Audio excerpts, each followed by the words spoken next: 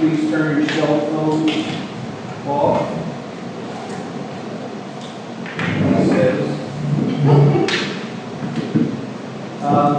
Roll call. I'm Chief President and for the Town Hall Council. I'm Andy Lewis, I'm Vice Chairman for the Town Hall Council. Bob Gardner, Chair for the Town Hall Council. Minutes. Kurt Coley did the minutes in my absence last month, and I had forms to go on. I also wanted to ask the members, really what Kurt did is very simple format, and all that's really required is to go to the agenda and say what it is, take action. And if it was, to before we made the motion to second it, how to vote. That's really all that needs to be done. I can't write really long lists of lots of details. So I just wanted to ask the council, would you prefer the short version or the long version of the minutes? The short version is adequate, I believe, to the minutes that I want for the record. I just get hard to hear. No, you don't have to get close. They are a pretty strong voice. Yeah, it's really, yeah. I didn't realize the sound would disappear so much with that thing. Yeah. What? You just turn that maybe up. Yeah, he's the expert, and nobody else can touch it.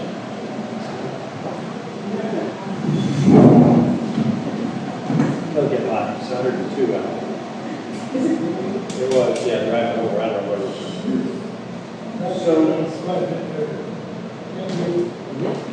So we were talking about whether we could have an abbreviated or a condensed minutes versus an extended minutes. Any reason why not to keep it short and sweet? Short and sweet's fine. You meet your letter. As long as when you take an action, you have the justification for the action.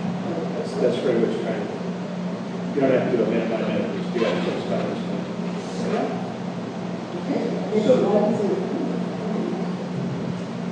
Can we have a motion to approve the minutes? I make a motion to approve the minutes from our last meeting. Okay, for a second. Technically, I should be speaking because I wasn't here. Okay, we have a second. Paul? Oh, sorry. Paul's here. Yeah, this time. All those in favor? Aye. All those opposed? Okay, minutes are passed. Is there any public input up to 3 minutes on an item that's not on the agenda? Okay. Action items, well, there's a couple things that are happening. One, an update on the traffic issues. There was a proposal to Caltrans and how it affects Lucerne. It's asking for brighter lights on all the poles, but it sounds like that's a county issue with the night, there's some kind of night light thing. Jim, is that something that you think could happen? The increased lighting downtown Lucerne.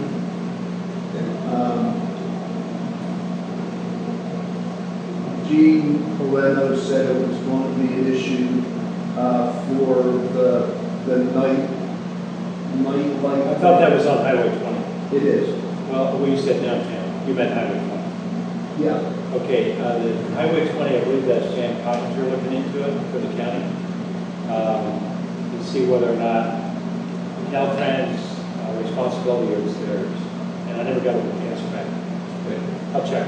So Caltrans did a real nice job or are doing a real nice job in Clear Lake Oaks.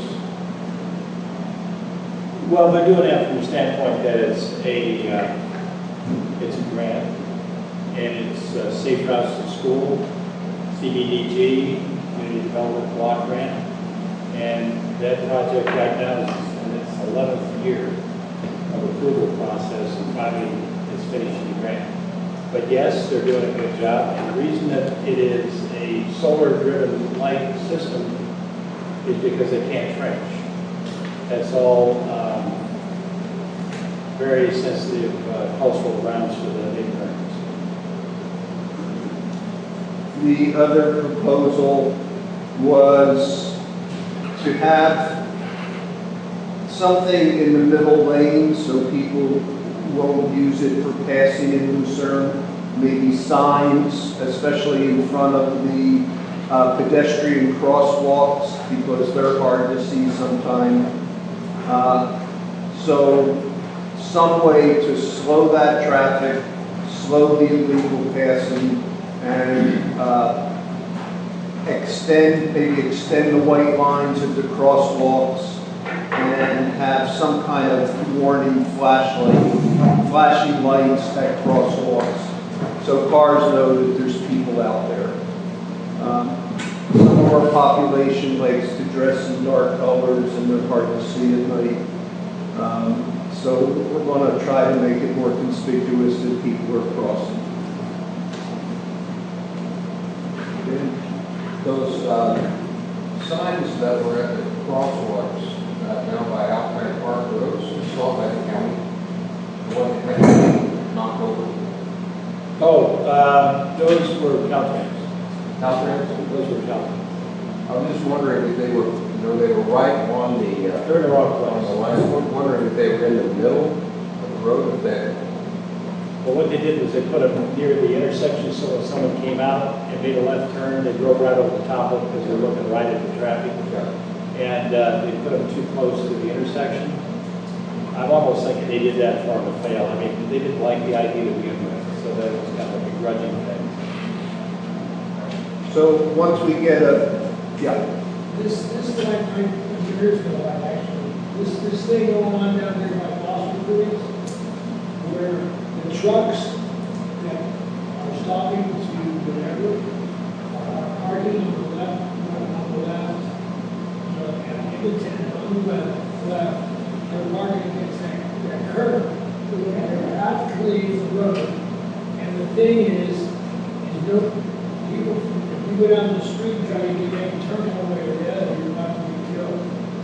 It's really dangerous. It's really, really dangerous. In fact, it seems that I've been there a lot, I used to go down this way. So the trucks coming from the east side, Coming from the other side. okay? That's the closest to where I am. Okay, so they're parking, They're parking right, before the intersection. We have a semi there. Right. Trailer and everything on it. so if you're pulling out, trying to make the turn, You're going to be knocked up if you're not careful. I noticed that a lot myself. It's I think really- it's legal where they're parking, I think it's legal to park. trucks that are these. Yeah.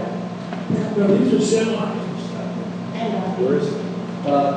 like in Foster Street, some big semi, that's the semis on the. Oh, where they're on the But if, side. but if on the Foster or the store side, and then somebody's trying to pull out, you can't see the oncoming traffic. Yeah, that's not the only place that they had that problem. There's several places along Highway 20. And it's been brought up and Caltrans hasn't even responded to the memo. So I think we need to talk to them again about it. Those side streets are there, and those side edges are there, so they can mark them as no parking. They should have a setback so that you have a line of sight. There you go, that's good. Don't you think that? That would be That help, anything would help. Yeah. Anything, if they were back 10 feet, maybe after that first house, so, I don't know. Well, It's scary. I'll tell you a little complaint will be the people in the restaurant that don't like to lose us parking right across. I agree with that. Next, if we go down to 6, an action item. Do people know about the Lucerne, the proposal for the castle? People familiar with it? The county, there's a proposal in to buy the castle, make it into a convention center, 4-year school. I think the county's working on getting it declared surplus property so it can be sold. It sounds like it's going to be beneficial for the town. It sounds like it could be an economic incubator. A suggestion would be to let the board know that the town council supports this, and if we can get some of the funds to use for the harbor dredging. So, input. Is the proposal just for the leasing of the building, or is there a proposal, is it a two-part situation where part number one is the building is being leased, and then part number two is they're going to try to sell it? I don't think there's any, I think it's a sale. There were two proposals on an RFP. One of them came in and said, we'll buy it. The other one came in and talked about leasing and then using functions in the building. Both of them were very good. Very good functions, very good use of the building. The one that won from the standpoint of the board's favor was the one purchase. But the other folks even said that's the better one. We'll work together with them. The board urged them to work together, and the staff that reviewed the proposals said these are both good proposals. Everybody work together. So there's plenty of building, and you can have a lot of action in there, a lot of functions. And if those two proposals work together and one of them bought it, maybe made an arrangement with the other person, that might be the best. But they have to work that out. So what's going to happen next? It will go on the for sale block. And then presumably the one that put the proposal in will buy it, but anyone can buy it at that point. And that's about as fair as I can explain it without. I have a copy of the proposal, which John Jensen from Laura was very nice to send me a PDF because I couldn't pull it up from the link with something in my computer. If anybody would like a copy of it, it's 48 pages long. I can't send it to you, but I'll give you my email address, and I can send you a PDF of it so you can read it for yourself. I don't know if you're ready for comments yet or not. Sure. Comments. Okay. Well, I read the proposal and I really like the idea of having the college and the conference center and business incubator. And it does look like this would be, really good vision for the castle. And I'd like to be able to support it. I'm certainly point towards it. But I have some questions about maybe the board of supervisors has more information about this, about the ability of the people who are making the proposal to actually fulfill this. Because Do which? the ability of them to fulfill it. Oh, tell money. They say they have guaranteed funding, but there's no. I know that. Yeah, Let me give you okay. some information Sure. here. Just to cut this right to the quick. And when they put it on the block, that's when all that information comes in. Oh, okay. It won't come in until then and sealed bid. So if they say, yeah, we have the funding and we can show you our letters of credit or whatever, but until they put it on the block, everybody gets a chance to go after it, including those people. We don't get to see it. There'll be a committee that looks at it, they'll open it up, and then finally the sealed bid come in front of the board during a public meeting. And we'll look at it and say, that's good, that's not, we'll pick that one, or we don't get it. That's when our chance is, and the public has a chance to weigh in at that time. I have just one other comment on this one. It's not so much about the financial assistance, but about the support that they say they're going to be getting from the University of San Francisco. Yeah. The University of San Francisco, which of course is a well-known, well-accredited university, the folks who have been proposing this say that the University of San Francisco will help them get started with the process by enrolling students at the University of San Francisco, whether it's right, to come here to this campus, but they'll be enrolled in an accredited university, and the University of San Francisco will help these folks eventually acquire their accreditation. Because if they're not accredited, if people can't get college credit for taking these classes, that makes them less attractive, I would think, anyway, to the public. Now, as attached to this proposal is a letter from the University of San Francisco from two vice provosts of the University of San Francisco. And they say very good things about the vision, but they don't make a commitment to this whole thing. They say we want to continue to explore it. They say we see these various potential and possible uses, but I don't see a commitment. And speaking just for myself, I would like to have, and this was something the board of supervisors would probably be looking at. I would like to know that the University of San Francisco is fully behind this and will really give this college as it gets started is the accreditation they are getting. Yeah, well, everybody helps out, but until they put the money on the table, say this is how we're gonna do it, this is how, the backing that we have, we don't know, we can't answer that. They just say they're gonna make this happen. So we say, that's a good proposal, we have an RFP out there, the RFP came back. There are two, one says they're gonna buy, the other says lease. Buy looks better to us because you get the tax dollar back and the rest of it. So any case, until the money's under to buy it and use looks like it's gonna happen right for them, then Okay, so this will all. it should all come out in the wash. I can't promise it will, but it should. That's the plan. Well, I just wanted to be sure that. You heard about the last plan we had, right? It Yeah, didn't work out, right, okay. yeah. So I just wanted to be sure that we'll get that. Well, I think the pencil's a little sharper. I think the eraser's a little sharper. I think the eyesight's a little sharper this time. And I think some of the staff that has been here and looked through both parts of that is kind of sensitive. So we'll see how it all works. And there's a lot of questions. I have a question. Is the college that we're talking about, is that a new college being formed? So everything will be new about it?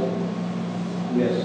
And so we're talking about untested waters as far as if it's the ability of the college to perform what it claims it's going to. I guess the test is if they have the money, if they're going to put money and commit that large a sum, I would think they'll have their ducks in a row. Young lady in the corner. End of the table, how's that? My concern is, well, first of all, besides the University of San Francisco, there's also Manitoba University, Loyola University, and Maryland. And my question, and I like the idea of the college here, but my question is, didn't we just go through this with the college that was here for 5 years and walked away? So, what new factors are operative here that's going to make this procedure work? To me, it's a huge difference if somebody has no real dollar investment, like the other college, they had a lease. If somebody comes in and buys a piece of property, to me, they're committed. And I think that's a whole other level of commitment. If you're putting your money where your mouth is. So if they're wrong, they're going to be in a position where I think they're going to work harder. It looks like a more solid group. You never know, there's no guarantees. But if they're coming in as a purchase, it just seems like it's will probably be a better outcome. I'd be interested in knowing what those other universities are going to contribute in terms of financial support to the main entity that's trying to set itself up. Yes. So if people are interested, they can contact. Yeah, but they can contact Virginia. It's interesting reading, and if there's questions, maybe we can present it to them. Hi. Sorry, I'm new in town, so my husband and I just bought a property up here in Lucerne, and we're originally from the Bay Area. And so, just a couple of things. USF is a really good school. It's a Catholic school. It's private. They're making money in over this right now. My son had looked at going to the school, he wanted to be a teacher. We were looking at $350,000 for his education, and I'm wondering about the ability of people in this area to be able to fork over that kind of money. For a smaller community than like Clear Lake down where I know there's a college down there. And so I'm curious if we're gonna have the students to attend this school and just the means to be able to support them once they open. The other part of that equation is that I come from a CPA firm, and so when you have people who are making a lot of money, sometimes they're looking for those tax deductions. And so the fact that they can pay for the property doesn't necessarily mean that they're going to be that much more invested in it. So that would be my concern, from that standpoint. First of all, welcome to the area. Thank you. I don't see a lot of people spending $350,000 for their education. We didn't. From yeah. Yeah. from the local area. I would think they would accommodate local students and figure out some kind of financial. And I would think a fair amount of their students, it sounds like it would come from out of the area, but I'm not sure. But again, it's good reading, to read the proposal, 48 pages, and then if we have questions, once it's open for surplus property, it just becomes a sale. It becomes a sale, and anybody can buy it at a time. Right. It doesn't have to be these folks. If someone brings an offer forward that doesn't look like it's good for the county, we can turn it down. But we can't turn it down in favor of someone who's pre-chosen. It has to be very fair. So if offshore money comes in and they say, we're going to buy the castle, we're going to make it into a hotel, and it's a price we can't refuse, it's twice the offer, then the other people, you can see the board jumps on that as well. But that hasn't happened, it's been sitting there quite a while. And in fairness to the argument down here, that was not a straight lease, that was a 5-year lease, and then they were going to buy. They gave a year's extension at $1 a year, so there was $6 actually that was brought in on that lease. And then they were going to buy, but they left before they finished the agreement, so. Did they ask for the money back? I'll tell you what, there was some settlement on them walking out the back and paying us for some of the costs, so there was a settlement. And they basically owned up to a lot of leaving early. But the building sits there vacant and it goes downhill as it sits there. It's really important to get it into use and to get people using it. The county doesn't have a lot of money to have anybody on site. Clearly, that's not the case. We can't do that. So getting it used is what's going to be very important. And these folks are serious. They come with money up front. However the deal looks, it will be public.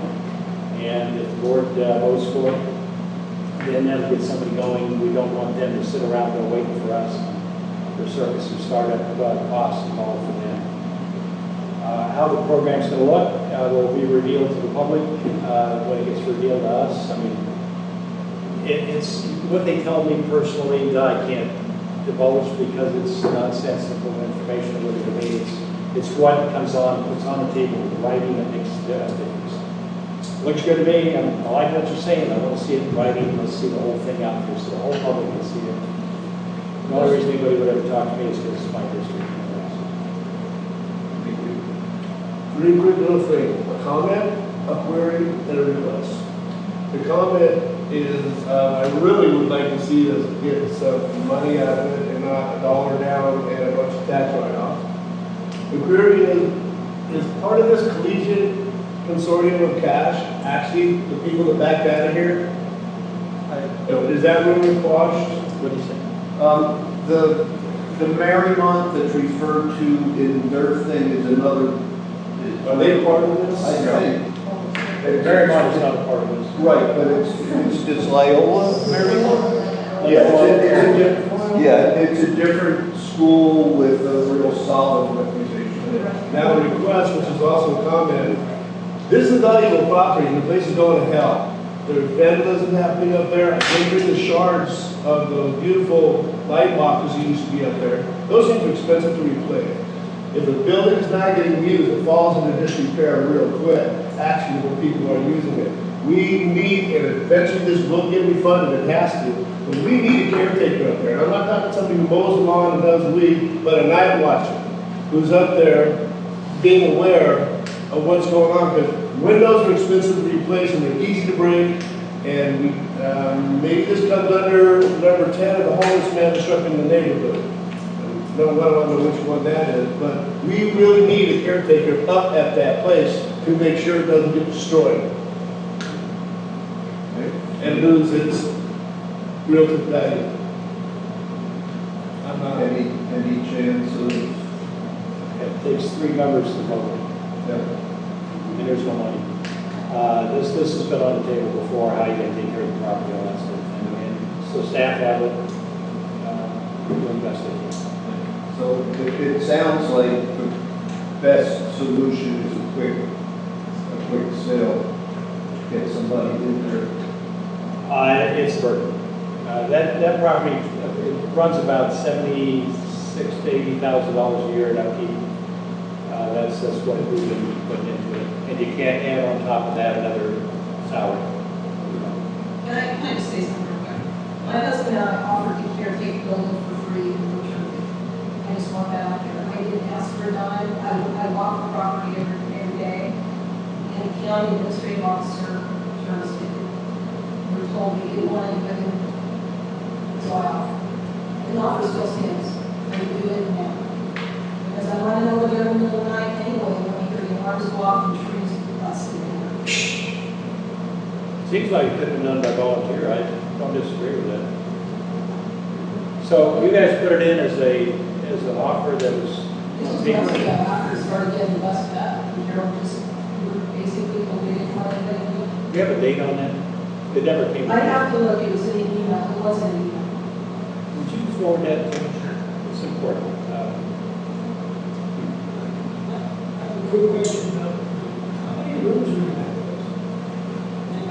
It's 7,000 rooms, in a variety of rooms, conference rooms, classrooms.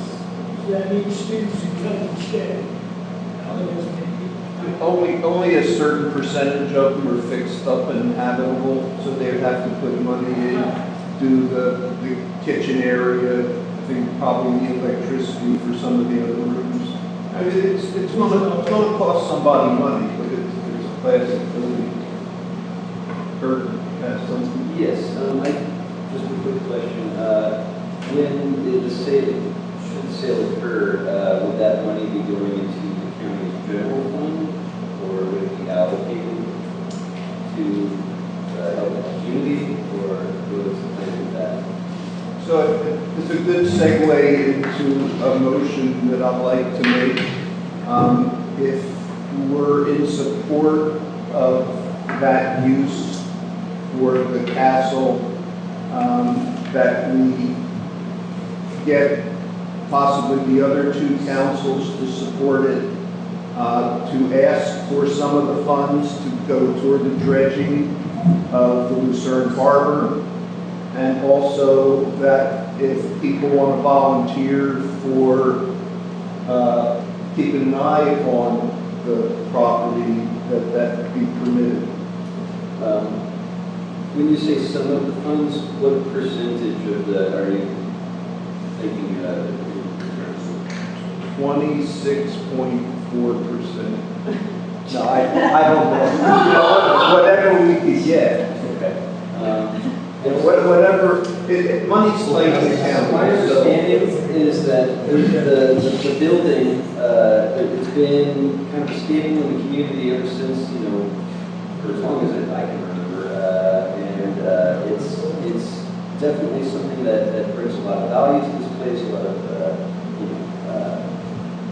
that value is, has been in the community for all this time. The county purchased that building, and it would just be a shame if the sale of the building funds just kind of went into the general fund and, you know, the value of that asset didn't go back into helping this community.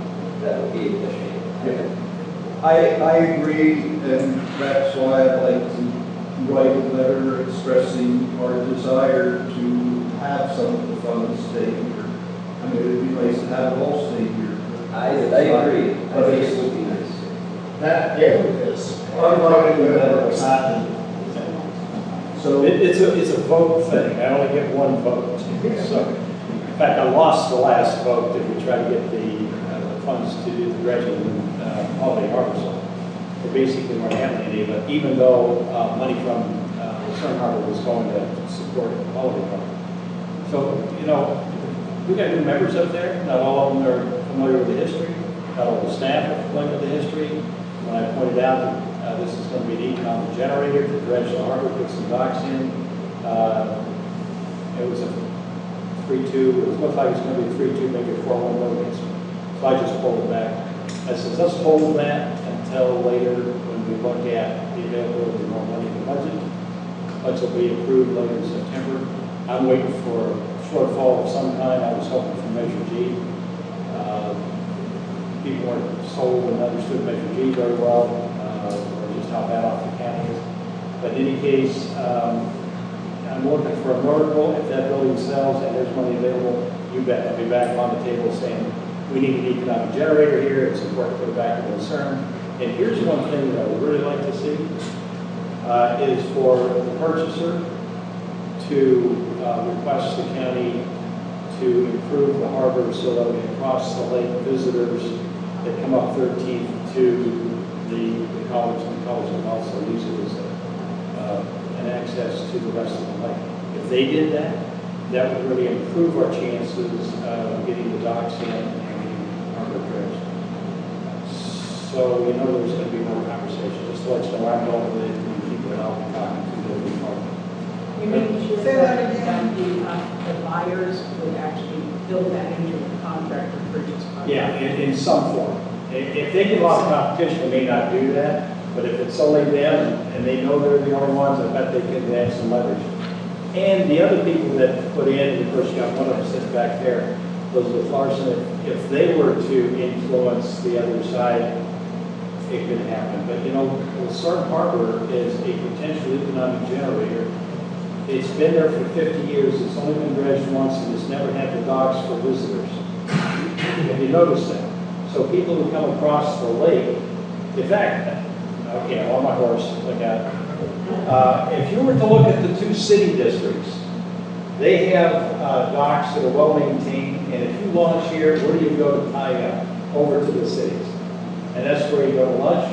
If anybody docks there and ties up, they don't come back over here because you can't tie up. So they just leave the boat, their trailer here, and then when they come back here, they haul out and away they go. So if they had tie up over here, and they could use the lunch slots, it's going to be an economic generator for us. And yet, in 50 years, nobody's thought of it. And so I started bringing it up and looking for the funds. It's very difficult to get grant funds for such a small project of that type because it's an economic development project. The Voting and Waterways said they wouldn't do it. So that's kind of where we were. We couldn't get it dredged. If we had the boat docks already in, they said they would move the boat docks to give us money to dredge underneath them. But they wouldn't put both of them because that's an economic development project. I understand that the word dredging, you really should not use that. The word dredging, that we should really say clean up, that dredging is against some law. It's not good. It's not a piece of it. I'm not sure I understand the question. She said that dredging as a word is wrong against dredging. Should I use the word clean? Oh, no. You can't do us like that. You know what you're doing. So, is there somebody who would second the motion to write a letter of support and list the other town halls to support it? Have request at least a portion of the money go toward the harbor, and the last part of it. Could I just revise the wording? Oh, Sure. sorry. And the last part is being able to have volunteer people to keep it safe. You want to do it in English? Yeah, English, we'll try. It's a good effort. I would make a motion, if it's acceptable to the council, to support the use of the Lucerne Castle as a college and conference center, to enlist the support of the other town halls. That's actually our action, not the supervisor's action. To money from the proceeds, some of the money from the proceeds to go to dredging or cleanup and improvement of the Lucerne Harbor, Or plus the docks. plus the docks, right, that's our improvement. And visitor dock, yeah. And add visitors docks. And expansion of the docks. Expansion with visitor docks with okay. In Lucerne Harbor, and then to support a qualified local volunteer caretaker for the council. So that's really what I wanted to say, so I'll second that. Okay. If they sell it, they probably won't need volunteer anymore, they'll have the building themselves. By the way, I just wanted to make a point here. Your supervisor-elect is in the room, this is Mr. E.J. Crandall down here. Thank you. So direct all further questions. So we also have the health officer, Dr. Goldgreen. Sarah Goldgreen. Welcome. Welcome. Sarah, what's your last name? Gold. Oh, okay. Goldgreen. Yeah, okay. So my question is has the council made a firm decision against the consideration of requesting that all of the funds from the sale not be put into the general fund, but rather be allocated in the special fund? Or is it a firm decision that only some of the funds are going to be requested? Because I don't want the council to preclude themselves from considering all of those funds if they should pass a motion that says the word some rather than some and or all. Why don't we just say funds? There you go. Okay. No way are you going to get several $1 million focused just on this town. It'll go into the general fund. All we can really do is isolate your project and hope you get that. Just my advice, the votes aren't there. There's too much difference between the North Shore and the rest of the district. How much do we think the harbor would cost to dredge? Any idea? The whole project was right at $200,000 with the docks. I would be more prone to ask specifically the $200,000 for dredging. And Because I don't know what the sale price is, but that's probably 10% or. Yeah, it's less than 10%. Okay. So I would be prone to ask for a specific amount. We wrote letters of support when we were talking about dredging the harbor. We didn't get warm and fuzzy responses. They like the harbor, but there's too many other things on the list for other districts. So I think if we ask something specific, we probably have a better chance.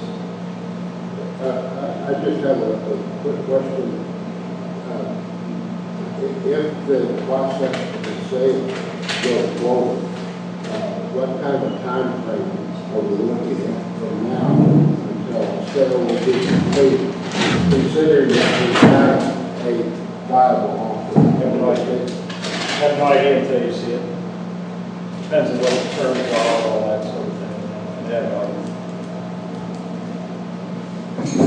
The document for the project proposal shows them, it's interesting because it does give you an idea of how they plan to make this happen and the steps that they're going to take. But they have to think of everything. They say they'll get the building permits by September 10th, 2018. I doubt that. Well, I have an idea, well, I'll tell you something, I have an idea, building, department will be highly motivated to help with on that side. So, we already know a lot about the building, and you already know everything about the ownership. There's a lot of things that you don't have to go back and do, and the building department is gonna wanna make this happen. That's good. Yeah, they're gonna be highly motivated, and we do have a new building, department, director of all of that, and she's been very good so far. We're happy with what we got there. Thank you. Yeah, maybe give a clarification. What was the amount of money, the original money, if I'm correct, where it came out of redevelopment monies? You know, that's a pretty complex question, and I wasn't here at the time, so I may buff this. Elizabeth Becker may know a lot better than I do. The original intent was to use redevelopment money when it was being offered. Most of the counties would borrow against the redevelopment and do the project. But this county did, in order to leverage better terms, would use the county dollars and then get paid back for those dollars. So in other words, you do the project, you get paid back. Redevelopment pulled the funding before the projects were approved for payback. And so there was a lot of negotiation, and some of those dollars finally came back to the county. What the percentage is, I don't know. I was not around, I just knew that they went after some of that money with the state and said, hey, you stop redevelopment funding right in the middle of our projects, and we're the poorest county in the state, and so forth. Part of the deal was that the county would maintain ownership of the project, the property, and sell it later to get paid back into the fund. That's why all of the funding would go back into the county. How much we lost on that and how much was redevelopment fund payback, I can't tell you that percentage. I could ask, but I'm not sure anybody else. The staff has all changed. It just seems a little peculiar that if there are monies coming back, whether they were funded or not, for redevelopment, then redevelopment doesn't exist anymore, so the money couldn't go into redevelopment. It had to go to the general fund. And this is part of the argument that I'm hearing, is that it was the redevelopment of this community. Yep. And so at least those monies, if they could be earmarked, ought to be considered as any. I got your argument. Yeah, and I don't dispute that argument. I just would add, though, that there's a lot of other circumstances. I'm not aware of that. But I appreciate that, because that's something we can have in the letter, that this was redevelopment for this community. Let's keep Therefore, that. should benefit. Right. And one other for my information, when it goes on the market, is there an asking price, or is it just going to be the highest bidder? No, there'll be an asking price. Yeah, there'll be an asking price for sure. I think this kind of piggybacks on what Kurt mentioned earlier. It seems like whatever we get from the county, we're not going to get more than what we're asking for. And so if we only put out and ask about the harbor, we're not going to get streetlights, we're not going to get lighted sidewalks. Why not price those out and add them to what we want as a community from the county? Because less than 10% is a drop in the bucket. I mean, that's our biggest asset as part of this town is that castle. So if we're going to give that up, it seems like we should get more than 10% of that. I like your thinking. Maybe I could add something to that might even this for you a little bit. No matter what the county gets for this building, they've already taken a several $1 million loss. We just don't know how many real dollars there are. They are not making money on this deal. They're just getting back less than what they put in total. And I don't know what those figures are, but I've seen enough of the figures to know that we're not making money on this. And we certainly lost big on Holiday Harbor. I think we bought it for $2 million and sold it for $600,000 or something like that. That'll give you an idea what those percentages are. Is there any harm in asking? Is there any Oh, harm? there's no harm in asking. No. Go ahead and make the case. No, I'm just saying that. Because yeah, it is. We've had some near misses on those roads, you know, when we were fresh into town on dark clothed people or, creative transportation. Yeah, so yeah, I mean, it would be really helpful, I think, to the whole community we're opening up a shop downtown and we have one of our windows broken, so we know how expensive that is too. Are you from over here, the deli that's on 20? No, actually, I'm from Wonderland Ski Shop, down Oh. on Fifth. Okay, yeah. Yeah. welcome. Thank you. Well, I just wanted to say that that kind of reinforces, why I'm asking that the council not preclude themselves from, from considering that all of the funds from the sale be allocated to help this community rather than just being lost to the general fund. Because who's to say how that's going to be spent, or we don't really have much say over that. But the other thing I want to say is a point of order. I believe there's a standing motion for the council. I thought that somebody had made a motion and there was a second. And There was a motion and a second, and this is discussion. okay. So, and did the council, was the wording narrowed in? I think we need to clarify the word before we vote on it. Yeah. Yeah, because it's very complex. Let's give it a shot. Okay. I have support, Lucerne General Council supports the use of Lucerne Castle as a college and conference center.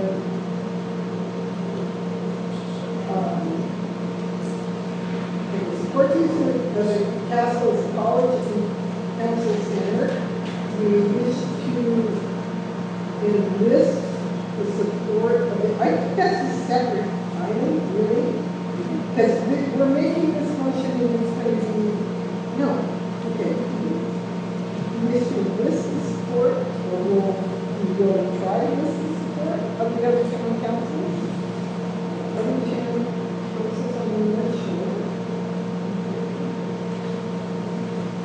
They're gonna want that return favor.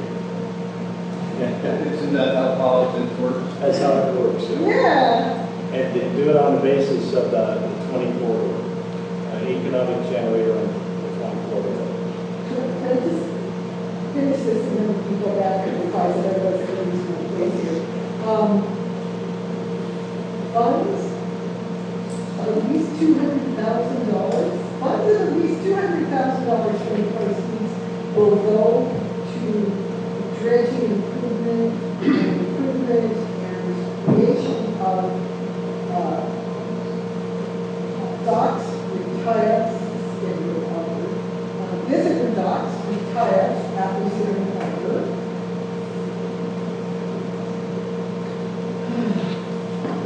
Dredging improvement, installation of visitor docks.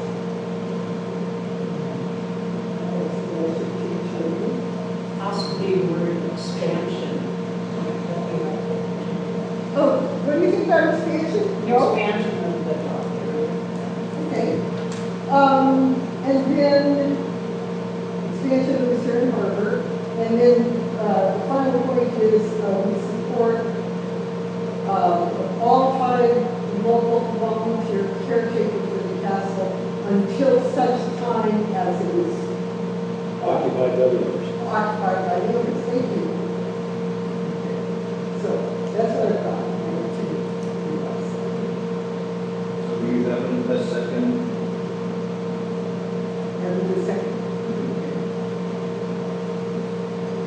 I have a suggestion, rather than stating a specific amount of at least for the use of the harbor, it might be advantageous to state creating a special fund for the use of benefiting this community and having a portion of the funds from the sale be allocated to that special fund. That way, there's no specific amount, there's no minimum that can be worked out later, but there's at least the concept of that money benefiting the community. My guess is that I'll be volunteered to write it, so I would probably write it. I would probably write it in a manner that explains the logic behind keeping the economic impetus local. It was a local redevelopment, and we'd like to see as much as possible.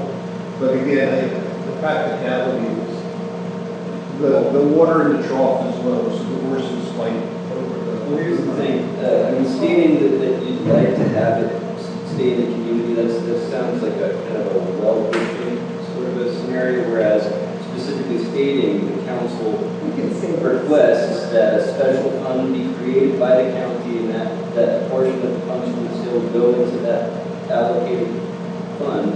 That's a very firm, definite thing that you know, if the community wishes that to occur and the council supports that and the county supports that, then that's what happens. Whereas, you know, just the council saying that they would like certain things to occur, that doesn't really have much governmental. What you're saying, that's more firmness and that's reasonable. Yeah, let me point out that if you get, let's say that it's a college and it's a conference center and so all that stuff, the board's going to look at it that you already got the benefit of all of that placed in your town, and that was the ultimate goal of the redevelopment in the first place. So the county's getting paid back for its investment to give you that particular venture into your backyard. So they're not going to look at it as though those dollars from the sale are yours. They're going to look at it as though you're getting the benefit of the venture in the castle. But we'll be using those funds to improve the harbor that's in Harbor. The harbor is something that should have happened a long time A ago. benefit to the whole. That's right. But- Yeah. And that's why I said economic generator for the Highway 20 corridor, because that goes into the coffers for the whole county.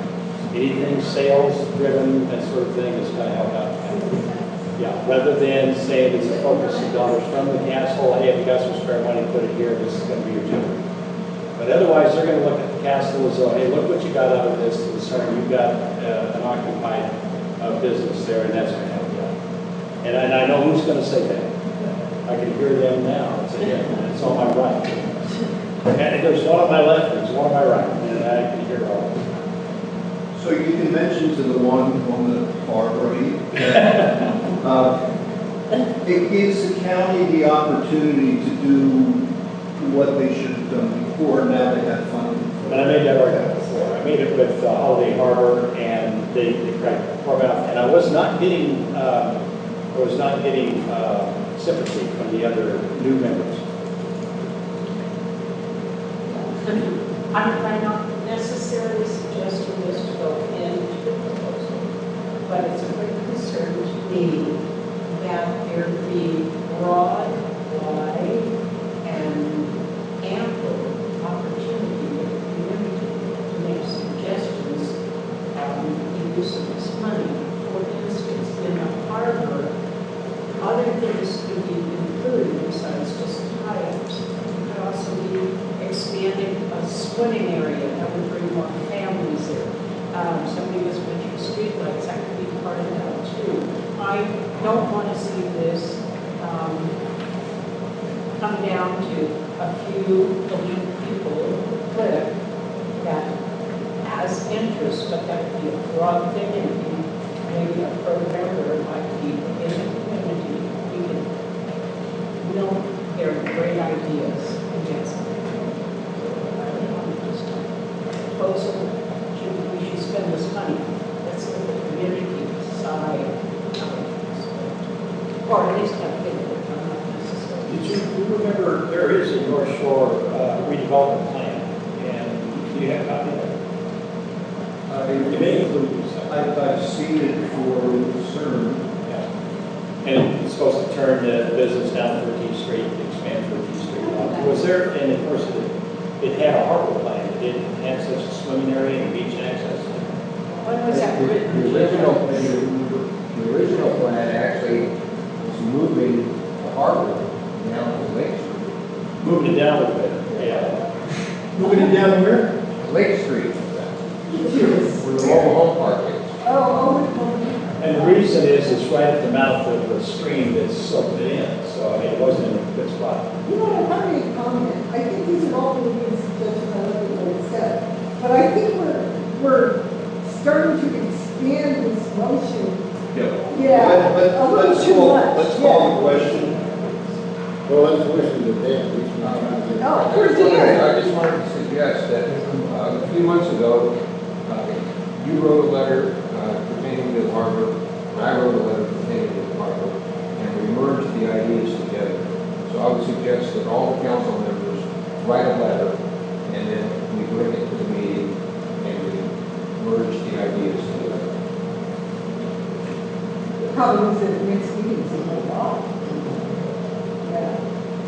Well, we would have to see, even if one of us wrote a letter, we have to bring it to the meeting for approval before. No, you don't. All you have to do is approve it now as a subcommittee and then authorize the subcommittee to come up with a letter and send it. You're done. So, we have a motion and a second. Form a subcommittee to write the letter, urging the ideas to the subcommittee and then send it to you. Okay, we want to do a motion. We want to make a motion to reforming subcommittee to write a letter to the Board of Supervisors for approval. No, we're going to have approval. Is that what you're saying? We have to move. We're voting for approval. Yeah, you're voting for approval for the subcommittee to send the letter. The first thing you have to do is to make a motion to rescind your earlier motion. Right, okay. And then you do this one, okay. I move to rescind my previous motion. That's it. Second. All those in favor? Opposed? No? Me too. Yeah, you did. Okay. So I move to rescind. This is all for record, right?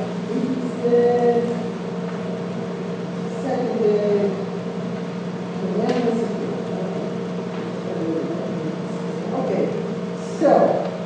I make a motion that a subcommittee draft a letter to the Board of Supervisors pertaining to the castle And they're authorized to send it up for approval. and make a motion to authorize the letter without further approval. Very good. Now you're done with that. And then you guys just decide to send it, but now you gotta say who's on the subcommittee. That should be part of the motion. Who's on the second? I nominate Bob. Anybody in the room want to do it? I don't mind volunteering to assist. I'll be good. All right. So we have a new motion on the floor. We have a second. I'll second that. All those in favor? Aye. Opposed? Okay. Who's that?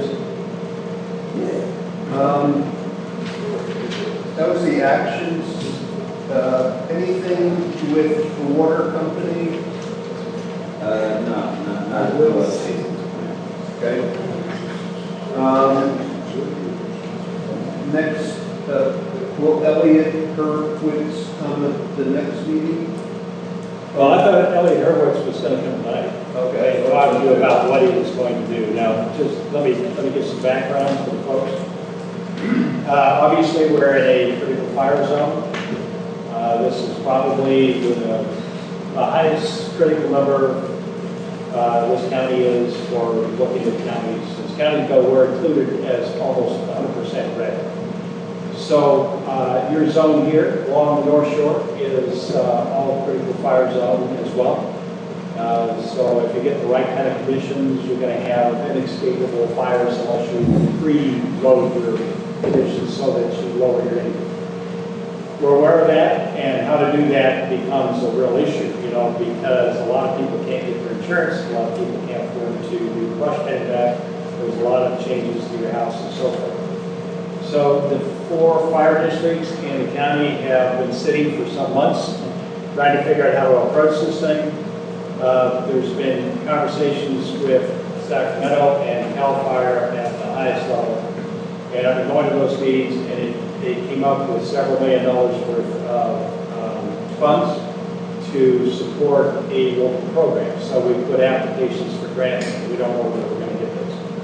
But the 4 fire districts in the county are now proposing to form a JPA. That's a Joint Powers Authority, and basically they will operate as a unit. And they're also looking for some other partners. The other partners, the request will be from the tribes. And they're, right now I'm in conversations with the California Earthquake Authority. So it will be a risk reduction program, including fire and earthquake. We are in an earthquake zone, we're not in high danger by heavy earthquake, but on the other hand, there's money potentially there, so yeah, we can partner. So that is all going in the background, but in the meantime, what we want people to know is how they can reduce their fire danger on their own and look at it from the standpoint of what's called a fire-wise community. It's going to take a while before we get the rest of this program going. But fire-wise community is something we can do right now. Elliot Herworth, which organized one on Cobb, and I go to the Fire Safety Council, and when Elliot said how, and everybody was saying how successful it was, I asked for him to come to this meeting and to each one of the town councils and to describe how they did it.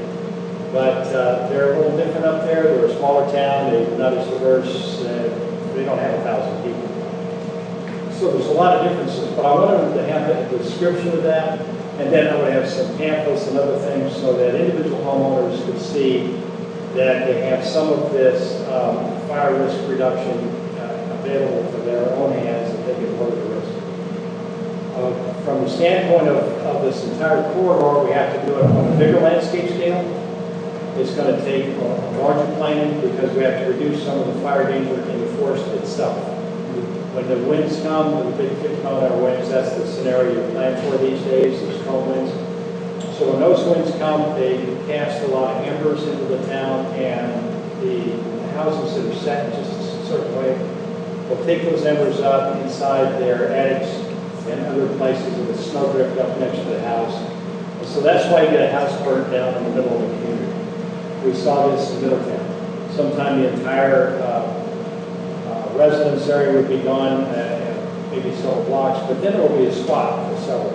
And this also happened over in the other burn areas. So we incorporated all of the fire risk ember cast reduction methods known inside these details. And we want to start to lay that out for everybody who wants to take care of their own risk.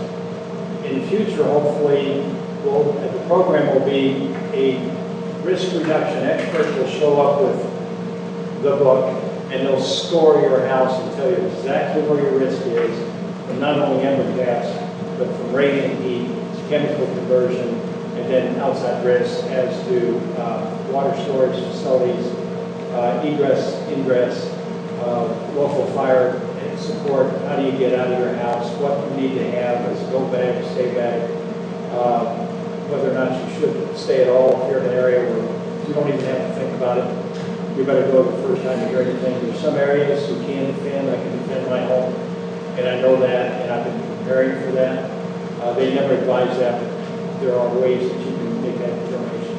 So with all of that, that's the actual program we're going to try to bring forward. But for right now, we want to get the information everybody rather than holding it back, trying to get the funding. And so that's what we're going to use Elliot, is to have him come in and say how he did the Firewise community, and then use the Firewise model to try to get back up from the fire people to actually implement that here locally. That's the whole thing. And so I'm actually speaking for Elliot because I thought he was going to be with that. Thank you. Any Dollar General news?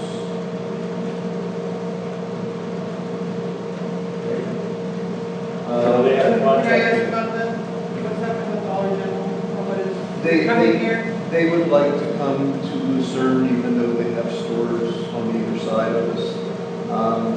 They had a site that was on the lakeside and it was sensitive areas, so they stopped looking there. I haven't heard anything. I think there was another spot they were looking at and somebody else bought one of the parcels. So I know they came here, they were interested, but so far nothing's happened. They need a building site to serve about. They've scaled the store back. They've scaled they've changed the design to fit the communities. It will not look like the two you see. Their attitude is completely different. At hand. They took a bruising last time they were here. And they're also fitting the stores so that they won't outcompete local stores. They'll do the right thing. And so they have a completely different approach. The people that were coming up from Texas had a little bit of a harder approach. And they got more of a local firm that understood how to speak. And the guy was, I thought, was very articulate. He understood the community concerns. Upper Lake, by the way, have banded together. They want to fight the Dollar General there. And it was the smaller store and the better design, and it was not downtown Upper Lake. It was out on the highway, and it was not facing the highway. It was turned sideways, so you couldn't hardly see it, with the parking lot out to the front. But they were so anti-Dollar General by the name. And so it's like fighting McDonald's in the old days. So that's what's going on. That's all I know about it. And, one more thing. Dollar General also came back and made an offer to Middletown because they lost their main store. And they're going to go back through the process to see if they can get a store. They have a site picked out. It'll be a smaller store. And it'll be a better design. And it's got the new person trying to sell it. So who knows how it'll go. They got approved for a store downtown Lakeport. And that will go in. Lakeport is 100% behind it. They like the tax dollars. They have the higher sales tax dollar that we were trying to get on Measure G. So those dollars will stay there. And just to point out, these two Dollar General stores, the reason that they're so interested in Lake County, it's a shopping opportunity for very low priced goods. It's a shopping opportunity for people that want those kinds of goods. So they are the top 5% of sales of 14,000 stores in the U.S. So the sales are very good for those two stores. That's why they want to build more stores. So it's all about shopping opportunity and the type of people that we have here in the shops. That's all I know about that. The discussion item, there was a homeless man who was disrupting neighborhoods. Has he been out there? Yes. Jim asked me to get his last name, and I'm trying so far. I don't even know his last name. I have one more person to talk to that hopefully I can get the last name. Yeah, what this is about is if he's in the system, it depends on where he's in the system, and then maybe I can point out the problems and they can implement some more system issues. Right now there are 5 separate individuals that are camping out along the beach. And we know it's part of the situation here. I can give you some background on the programs we're working on, but they're all long-term and all far-reaching. But there are homeless programs, and Sarah Goldratt and I were at a program last night. We're talking about the homeless and how they're trying to work up some dollars for here. We're in competition with some big homeless centers and areas who are small compared to where other places have problems. And the general housing here is the situation, and so there's some thoughts about how improving the general housing and then putting people back into the housing rather than just aiming at the homeless. But it's not as though this is not on anybody's radar screen. It's just a tough time. Not a lot of dollars out there. I understand part of the problem is the individual that I'm talking about has been offered that. He just doesn't want it. No, that's a fair thing. If he's in the system, there may be a way for them to capture him back into the system and make him take his medicine. We know who this guy is, but we got to get a firm ID, and we think he's just off his meds. And this is a kind of the same. Are we talking about a young guy? 20 years old? Yeah, we've been working with him for probably 3 years. Yes, I'm sorry. And I've had it. His name's Dylan. I know where his parents. Wait a minute. This is it's real thin? His first name is Dylan. Right? He used to live up there in the dump. And he used to take, not the same guy? Used to put the mattresses up and live in the mattress house? Not the same guy? I don't know about that. Yeah, his parents were here and they just let him kind of go. Dylan is the guy. Did you say Dylan? Dylan. Yeah, okay, we are talking. Is that the last name or first name? First. Okay, give me the last name. Last name is estimate, Yes. estimate. Sorry. I've got you down as a guy who's coming down. Now see what I do. I find, I see them do that every day. When we're in the park doing our morning Bible study, we get to coffee and cookies. Yeah, there needs to be something done to save his life. Exactly. Because he's not doing it. You know, sometimes we can do an intervention, but we have to bring the court system in, and you do a conservatorship, and you know, you kind of grab that way. So we've done those, and I've done a couple myself.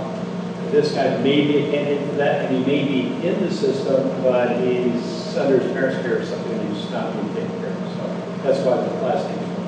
So another option, if you would volunteer, you can bring him down and we can see if he can make it.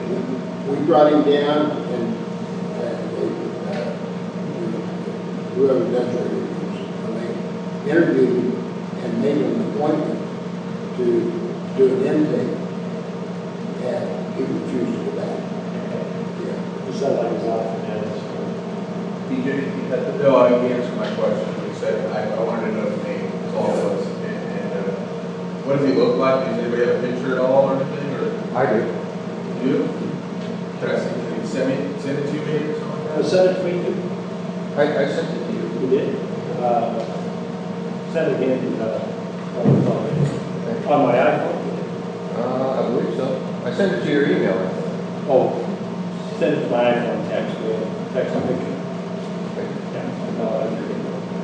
I get several hundred emails a day, so I do lose a lot. So one of the things that's happening in Lucerne is there's heroin dealers moving in. There's a lot of heroin use.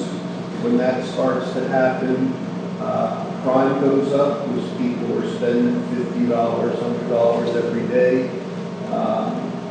This is something that can just spin out of control. I don't know a specific solution. One of the things that comes to mind is we were talking about phones and pictures.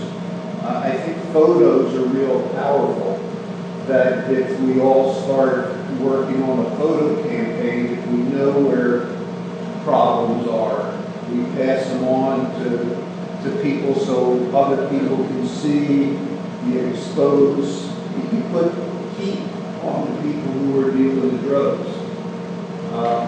If you got a house that looks like that's where it's dealing, let me know or let the sheriff know. They have a drug task force. Takes them a while to get to it. Real issues with staffing in the sheriff's department. That was the old Measure G thing. We couldn't pull that off, so we have to take a little bit longer. But we have gotten some. We've had some pretty good takedowns to it.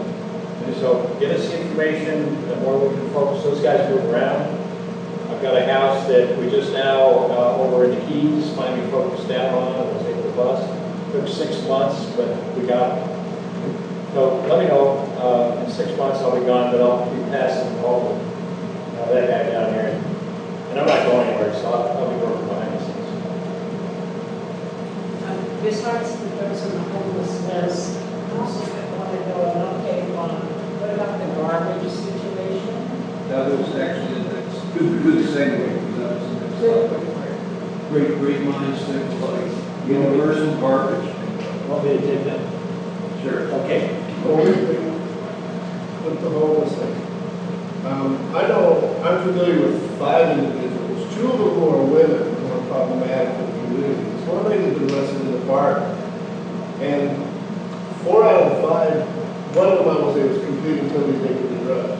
But the other 4, they have mental problems, and you don't have a facility. You can't just arrest them. I mean, these people, I don't even think they know that they're harassing people. They're just sitting down next to you, and their conversation just goes, what, you know, if you don't want to sit in or hear them, they don't even realize they're harassing people and making it difficult to be their members. So it's not just one. there's a few problematic individuals, but once again, what can we do? But we're supposed to have one of the better mental health aspects of this community right here in this town down the street. And I've been thinking that was one of the things that, because the castle up there is a pretty big place. And there's some places on the east end that haven't been completely refurbished yet. I think it'd be housing for some of the individuals until we can get them back online. I mean, I think housing homeless is important. I think that we're kind of getting off topic.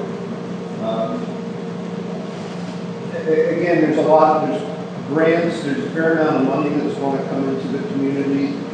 I know behavioral health has some money, there's other housing grants, so hopefully that'll be addressed.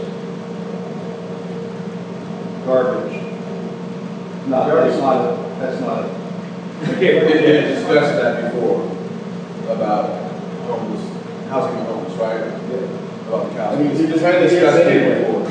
They've discussed that many times before. It's got to be on the agenda. It's something that's in process. I think people are well aware of it. Thanks. Yeah, well, it's a tough nut to crack, and boy, nobody's selling short. On the trash issue, one of the things I did was I brought well, let me get back to some statistics. First off, it's a big district, it's widespread, 7 communities along the North Shore, and then it goes out to Pillsbury. There's a lot of dumping that occurs in the backcountry. There's a lot of housing that accumulates garbage in the yard. A lot of people don't have trash pickup. For the North Shore, the average pickup is 40%. That means 60% do not have garbage pickup in their house. And so that gives them an opportunity to store their trash for a period of time and then haul it to the dump. It bothers the neighbors, sometimes it doesn't get to the dump, and sometimes it brings the dogs and the bears and the flies and the rest of it. So that's the problem we have in front of us. As I saw housing where we were calling in code enforcement, they were required to call me so I could go see it. So I saw all of the issues that came back to the board before they were handled in front of the board if they ever did get there. And one of the key things that I saw was that people who were renting properties were not requiring the rentor to have trash pickup. They were just taking the rent dollars in. And so that was an issue where someone was going to save some money, they would store it in a black plastic bag, and it would start to get stacked in the backyard. And then after a year, when code enforcement got involved, we had a mess to clean up. We'd clean up the mess, bill the landowner if they didn't pay, it would be a lien on the property. So that was the scenario. And that happened everywhere. I had dozens of those. The other thing I saw was that there were people who were hiring out for trash hauling, saying, I'll come and pick up your house trash, clean it up, you store it, and I'll come and pick it up once a month, once every 2 months, whatever. And then they would get paid for hauling the trash in. You didn't always get to the dump. So what I wanted to do was start a universal trash pickup program where everybody had to have trash pickup. Took it back to the board as a presentation so that we would try to work on something, bring it back to the board. They have been trying to have a universal trash program in the county for over 20 years with very little success, and I found out why. It has to go through a 218 process. This is a legal process where people can protest. People that ordinarily would want to have their trash, haul their trash themselves, would protest at a 60% clip. You're not going to get it passed. You'd have to have much better than 50% to get it through for just this district, let alone the whole county, because they wanted to do the whole county. And so we saw this as kind of a non-starter. So I decided that it would be better to have an intermediate step. The intermediate step would be an ordinance which told people how to store their garbage between hauls, how to haul it, and then if they didn't haul it appropriately, if they didn't store it appropriately, they would be totally responsible for everything and would have to have a trash pickup after that point. In other words, you're going to have trash pickup because in your own. If you're a renter, you're completely responsible for your rent for, you have to have them maintenance plan that you have to come back to the county with, completely change their lifestyle, how they approach renters in the future. So this ordinance is being crafted, there's lots of pieces to it, I'm not going to be happening. And that will be back in front of the board before long, sometime in July. If the board likes that, and I've got 2 board members that are hot to get something going, then what that would also do is it would charge the landfill people with keeping statistics and code enforcement people with keeping statistics on how many elements of problems that we have. This is one of the reasons we can't force these folks. Nobody's keeping statistics on how bad it is.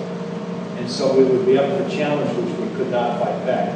But now we will keep the statistics, and everybody will be told how they have to do it, and there will be no excuses going forward.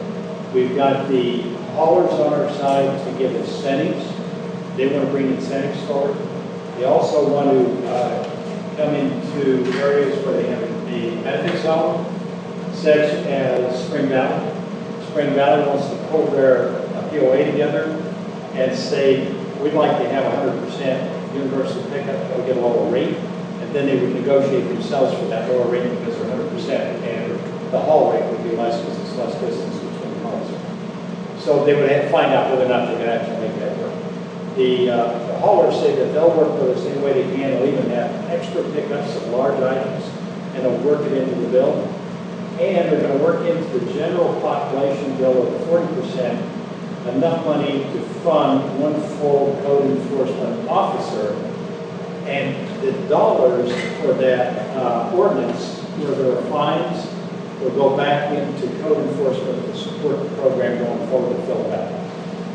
We have 2 unpaid code enforcement positions and 2 paid code enforcement positions. What that would do is get 2 more people on the street and potentially a 5th. And so then we'll have better response. So it's a better plan than we had before, and that's will be coming forward in July. And rather than the universal garbage pickup, which nobody can figure we can make it work. And I had attorneys in the room, I had a lot of people working on this. We talked to other counties that have tried it, and they said we can do it in the city, but unincorporated areas is a nightmare. You got to be real careful about it going forward. In fact, I don't think there's one in California. The only one we can find is in Florida. Yeah, so that's where we are, is with the ordinance telling people what they have to do. It should improve that number from 40% because people realize they can only store their garbage for 1 week. If they get a complaint and they get investigated and the garbage is a nuisance and it'll have definitions, smell, all those sorts of things, you cannot store your black bag garbage onto the trailer in between hauls. You have to store it in a garbage can separate from the trailer, so it's not next to your neighbor. And then when you're ready to haul, that's the only time the wet garbage can go on, and it's the only time it can be in a black bag. And it's the only time you can haul it. So if you get a complaint and you haven't done that, then you're going to have garbage hauling or pay the fine. And the fine's fairly significant. It increases fairly fast. $100 a day, next day 200, next day 500, something like that, it kicks up. So it gets their attention. And we've been working on this for a while, let me tell you. This has not been a small deal. I had lots of meetings with lots of people trying to figure out how to move forward, and there's lots of elements to this. And we've stolen pieces from other counties, because it's a statewide problem. And trash in the outback is problems everywhere. So I think it's probably a pretty good ordinance, and I have an idea the whole county will adopt this, not just us. And it's not even the outlying areas, it's the in-town areas. I mean, there's some real pigs floating around there. We're running low on time. Want to just briefly touch on number 12, publicity. I think we have 3,026 people in Lucerne or something like that. It'd be nice to figure out ways to reach them. I don't know if tax rolls have emails, but it would be nice to get as many email addresses that we can. Voter rolls. Pardon? Voter rolls. Is do we have access? You can actually, when you buy voter rolls, and actually, of course, you can't share by law. Yeah, I can't share mine, you can't share yours, you have to buy it. Buy it from, Voter registrars. and do you know how much that was? We were talking. What was it, 500? What was the voter roll registry for a town? How much did it cost? Voter registry. You know, I think the addresses and the names for the voters for the whole thing was about You $500. Yeah. it was like $100. Oh, just for the stamp? Oh, I bought the whole thing. It was only $100. $100. Oh, okay, it's only $100. I remember it different. I thought it was Sorry, I was holding another conversation. So, I have copies of it, I mean. you can't by law give it up, but you can buy it. I'm trying to save it. You just saved me, I'm on camera too, so. So that might be a worthwhile, somebody, if we put the money up to get all this, at least people will get notified. And if we have this, we have a higher chance of people participating, expressing suggestions, problems, and coming to meetings. Yeah, and I gotta tell you, one of the requests I had, and it was kind of a Measure G thing, and you may hear this from me once in a while, because it was something we were leaning on a little bit. Then that was the 1.5% sales tax increase, the unappropriated area that people in cities. What I was trying to do was get some funding into each one of the councils, so they would have discretionary funds for things like this, for their advertising and for even some cleanup work within the townships. And that didn't come to fruition, but it's something that if you've got enough interest here, you can actually start a benefit zone, or you can start a donation cup and have a 501c3. I have to know where there is a 501c3 where you could do that, and you can put money in and it can be set aside for your community. And then as donations come into it, then you can use it for these kinds of rollovers. So there could be people that want to get back to the community, business owners, that sort of thing. And then as that grows, in fact, this particular group that has it has a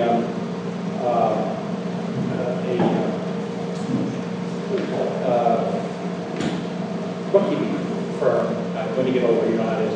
A bookkeeping firm that will actually keep track of each one of these so that you can see that your money's being well tracked on. So you can do that out of this group.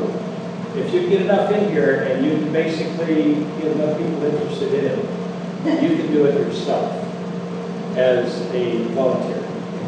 But you got to find a way to get them. You can find the people, you have to bring the people in. If they have the interest. So I would volunteer the price for the email list if somebody could get it. Are you talking about the registrar voters list? Yeah. Because first of all, I just campaigned, so I have to go, there aren't that many emails on the name, the address. Sometimes there's a phone number, sometimes there's an email, but it's not A lot of times a that. common piece of information on that list. So what you have to do is you have to go and hand out flyers. And you can't put it in the post office box. You gotta hand it, you gotta put them on the door. It's not necessarily that current, I don't think, like I've got deceased people on the list. Oh, there's probably a good 20% of this.